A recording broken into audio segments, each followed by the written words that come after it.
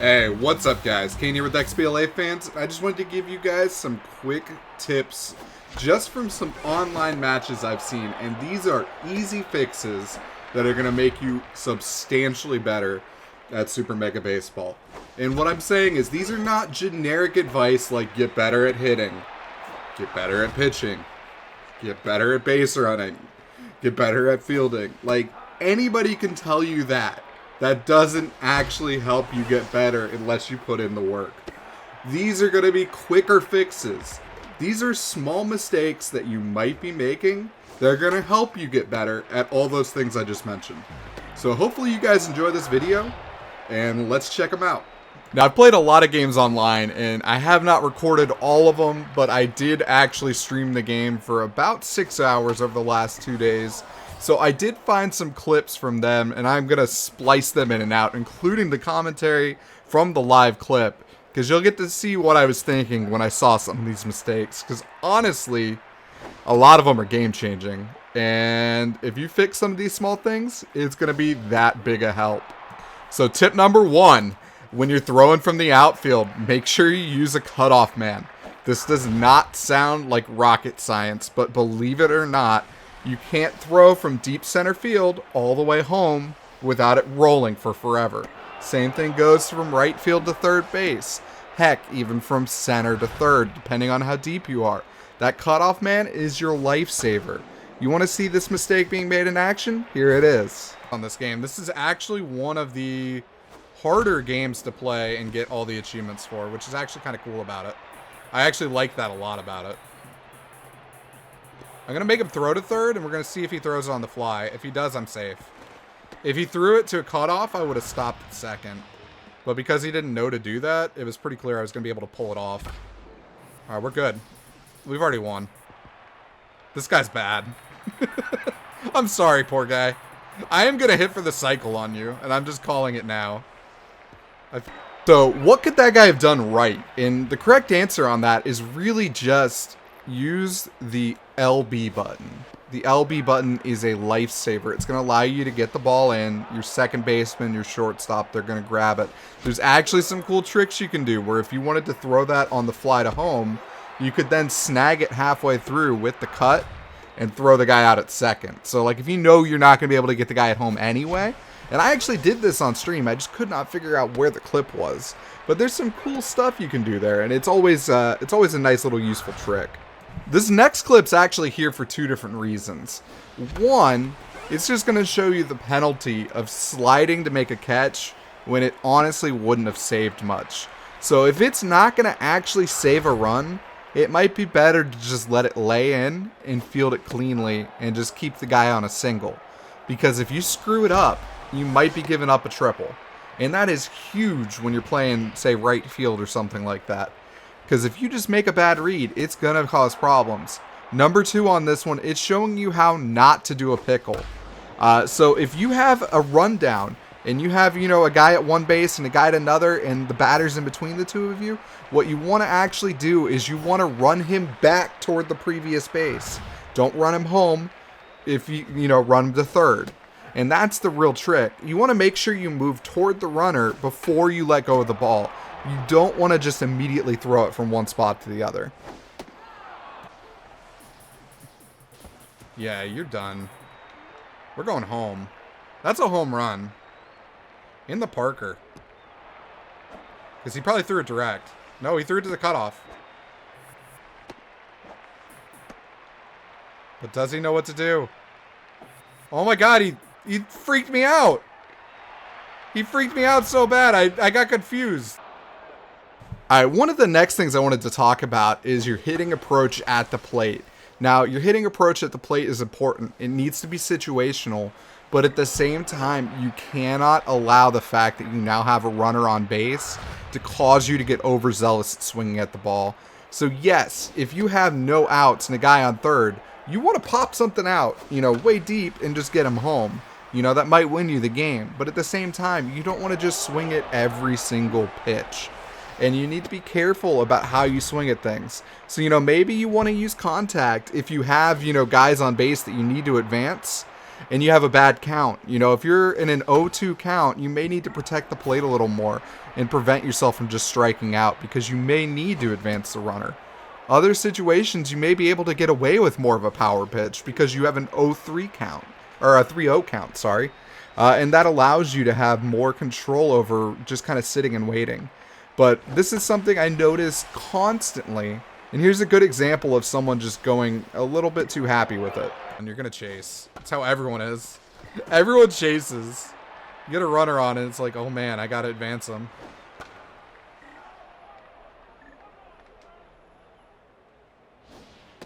Yep. It's almost like predictable. Like, I do the same thing, man. Now, speaking on pitching, when you're actually pitching, don't be afraid to challenge the batter. And don't be afraid to throw balls, especially if you haven't gotten a good feel for what the guy chases. Because a lot of people will chase specific pitches, but more importantly than that, there are people that you will never need to throw a strike to online. And if you face one of them, why give him a ball he can hit? Swinging it as bad as the guy before him. The guy before him was awful. He was just swinging like... The guy before this, I literally was doing this too. You know, and he was swinging at it. Okay, this guy's doing it too. This is the worst pitch I can throw. I'm going to put it as a 0. I'm going to bounce it. I'm just going to see what happens.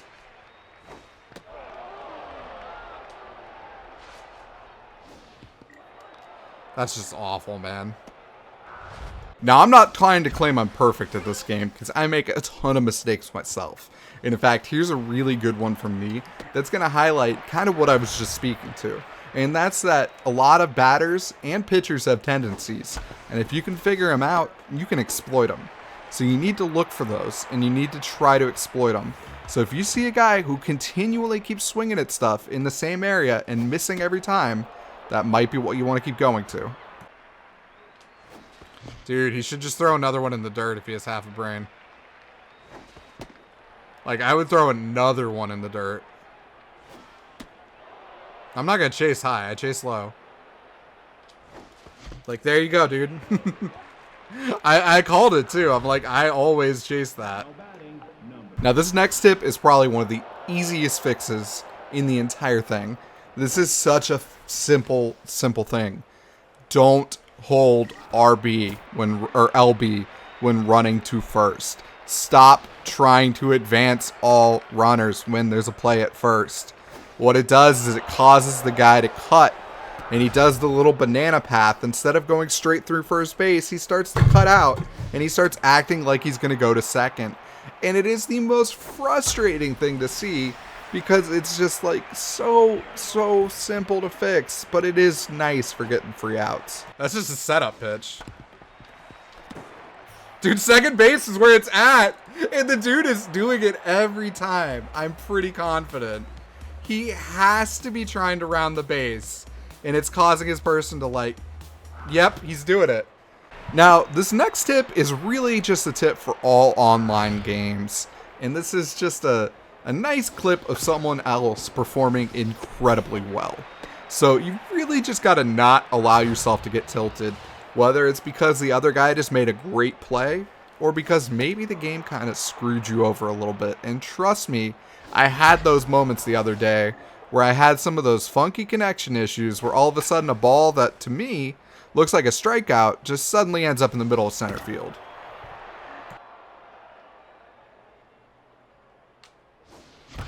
Moonshot, though. Moonshot. Moonshot. No, he caught it. Nice catch. Nice catch. It was so high in the air, I didn't know what was going to happen to that one. That was real legit. Now, this next one's just a reminder to not keep getting greedy when it comes to getting the lead runner. Sometimes it doesn't really matter. You won't be able to get them. You need to look at the speed of the people on the base pass, and you need to look at everything else situationally and just make sure that it actually makes sense to go for the risky play. Because if there's not a force, it's not as easy as a play as you think it is. Dude, I gotta stop swinging at this stuff. You can't physically hit it, but I just want it. I can't believe he let me on base. Alright, this next clip's really here just to remind you that you need to treat the ball as a moving object. And what I mean by that is don't run to where it already is, run to where it's going. Because believe it or not, that's such simple advice, it's going to win you a lot of games.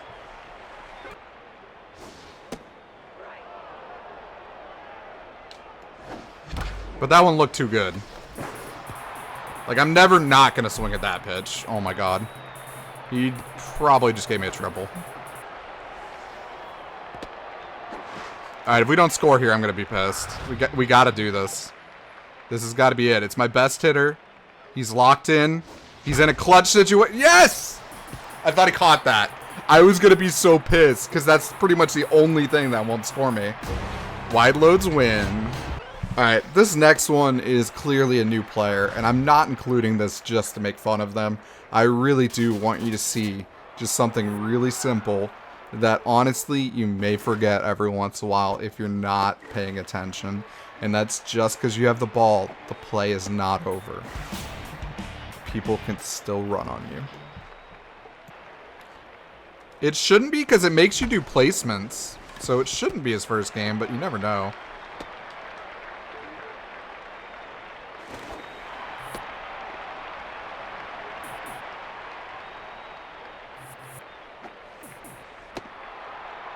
Let's see how many bases we can get.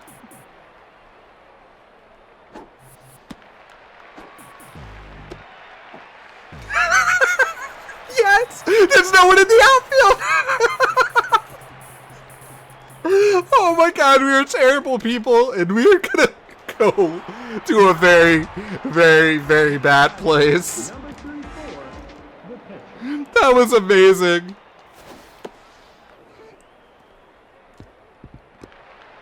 Now, I want to kind of end this video on a mistake that I make on a regular basis, and this one did not actually penalize me.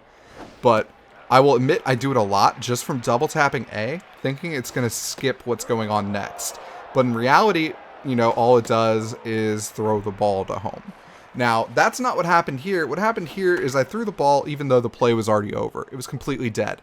Learn to pocket it and just run it back into where it needs to go. Because if you throw it, you may screw up, and it may end up resulting in the ball flying into a dugout. I've done that more times than I can count. Oh my god, that was terrible. That was so terrible. Now, I actually reached out to some guys on the Super Mega Baseball Reddit and asked them what mistakes they've been seeing.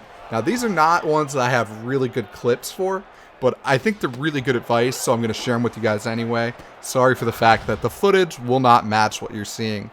But in general, here's some huge tips for things that are going to help you a lot. You need to learn how to field fly balls, and what I mean by that is when should you dive, when should you jump. And like I was talking about earlier, if you dive or jump, it is going to cause you to, you know, if you miss, it's going to penalize you a good bit. Now, when you're fielding a fly ball, though, typically you want to get, if it's a pop-up, to where your guy's arms are kind of signaling like, hey, I got it, man.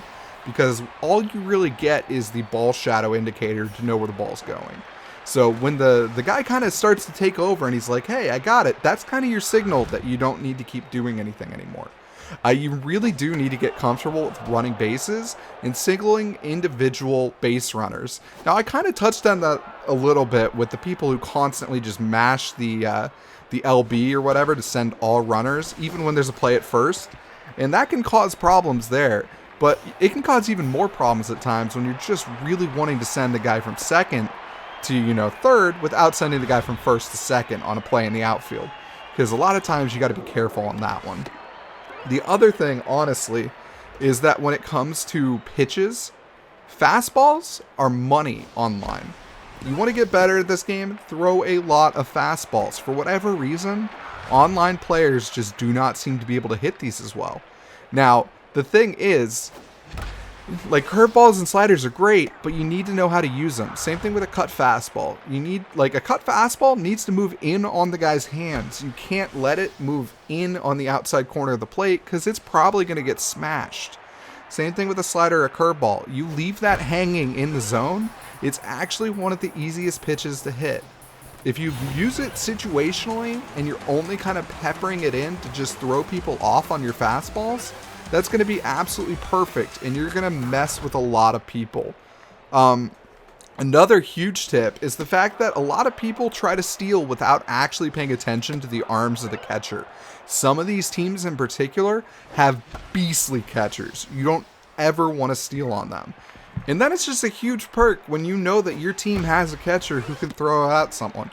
Especially if they're like relying on stealing bases, there's certain catchers that are going to be really, really rough. And you just got to be a little bit better at getting a feel for when you can go. Because if the guy is throwing a fastball, it's going to be really hard to steal on it. If you know he's throwing sliders and curveballs in the dirt, go for it. Because you can probably still get away with it, even if his catcher's that good. One last thing I forgot to mention earlier is the fact that you need to pay attention to whether or not a player is injured and also your pitcher's fatigue. I can't tell you how many times I have seen someone end up with an injured player and leave them in the game, let alone an injured pitcher, which makes it even worse. Now, these are just some quick tips. I didn't want to make this video too long. I hope it helps you out a lot. I really do think that this is some feedback that you can actually take action on and make yourself better instead of just, get better at timing, get better at that. I mean, a lot of that stuff is really true, but that stuff is just going to take a little bit of time to get used to. Some of this stuff should be really, really quick stuff that you can just implement to your game tomorrow. Anyways, guys, thank you so much for checking out this video. I really do appreciate it. Please do like and share. It helps us out an absolute ton. And we should have more Super Mega Baseball content for you guys shortly. Thank you guys so much, and later.